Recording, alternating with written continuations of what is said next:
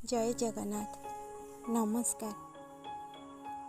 महापुरुष गोपबंधु तांको किए बा न जाने। तांकर नाम तो ए ओडिशा रे ए भारत रे सबुबेले पई रहिछि आ चिरदिन पई रहिथिबो। आज आमे सेई पवित्र सुआंड ग्राम को बुलिबा पई आसीछु। एठारे गोपबंधुकर संग्रहालय रहिछि।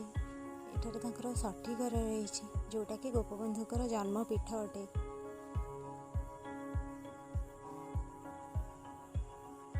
महापुरुष गोपबंधु दास देश सेवारे निजर देह त्याग कर से लोक मानक पई केते कौन करनथिले तांको विषय रे आम मानक किछि ना किछि जानिबा दरकार।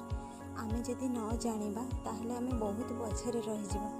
से किभଳି निजर स्वार्थ से त्याग करी लोक मानक सेवारे अनवरत लागि रहुथिले।